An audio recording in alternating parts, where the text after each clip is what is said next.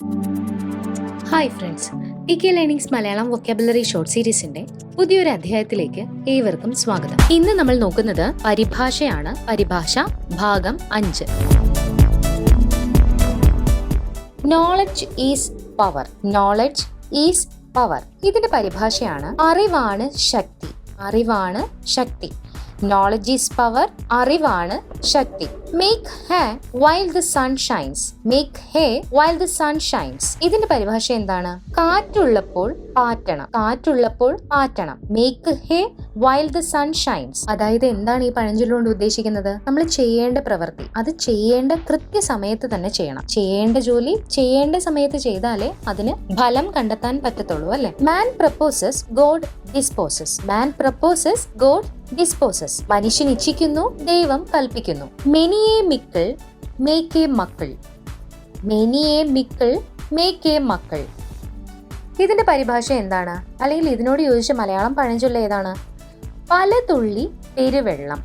പല തുള്ളി പെരുവെള്ളം. Might is right. Might is right. ഇവിടെ എന്താണ് ഉദ്ദേശിക്കുന്നത്? കയ്യൂക്കുള്ളവൻ കാര്യക്കാരൻ. കയ്യൂക്കുള്ളവൻ കാര്യക്കാരൻ. Money is power. Money is power. പണത്തിന് മീതെ പരുന്തും പറക്കില്ല. പണത്തിന് മീതെ പരുന്തും പറക്കില്ല. No man can serve two masters. No man can serve two masters. ഇവിടെ എന്താണ് ഉദ്ദേശിക്കുന്നത്? രണ്ട് വെള്ളത്തിൽ കാല് വെക്കരുത് എന്ന് നമ്മൾ കേട്ടിട്ടുണ്ടല്ലേ? ആ പഴഞ്ചൊല്ലാണ് ഇതിന് ഏറ്റവും യോജിച്ചതായി വരുന്നത്. No man can serve two masters. ഒരു മനുഷ്യനും രണ്ട് മാസ്റ്റേഴ്സിനെ സെർവ് ചെയ്യാൻ പറ്റത്തില്ല, അല്ലെ? അതായത് ഇരുവെള്ളത്തിൽ കാല് വയ്ക്കരുത് എന്ന് നമുക്ക് പറയാം. No smoke without fire.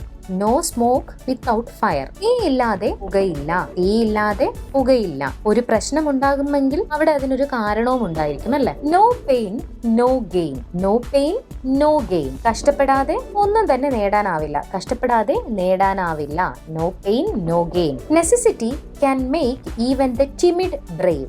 Necessity can make even the timid brave. ഇവിടെ എന്താ ഉദ്ദേശിക്കുന്നത്? നെസസിറ്റി ആവശ്യം, അല്ലെ? ആവശ്യം വന്നു കഴിഞ്ഞാല് ടിമിഡ് ധീരനല്ലാത്ത ആളും ബ്രേവ് ആകും, ധീരനാകും. അപ്പോ ധീരനല്ലാത്തവനും ആവശ്യം വന്നാൽ ധീരനാകും. അളമുട്ടിയാൽ ചേരയും കടിക്കും.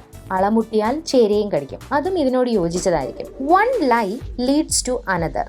One lie leads to another. ഇവിടെ എന്താ ഉദ്ദേശിക്കുന്നത്? ഒരു കള്ളം ജയിക്കാൻ 100 കള്ളം പറയണം, അല്ലെ? ഒരു കള്ളം രക്ഷിക്കാനായിട്ട് 100 കള്ളം നമ്മൾ പറയേണ്ടി വരും. One lie leads to another. One swallow does not make a summer. One swallow does not make a summer. ഒരു കോഴി കൂവിയാൽ നേരം പുലരില്ല. One swallow does not make a summer. Old habit die hard. Old habits die hard. ചൊട്ടയിലെ ശീലം ചുടല വരെ. ചൊട്ടയിലെ ശീലിച്ച ശീലങ്ങൾ മരണം വരെ കൂടെ ഉണ്ടാകും, അല്ലെ? ചൊട്ടയിലെ ശീലം ചുടല വരെ.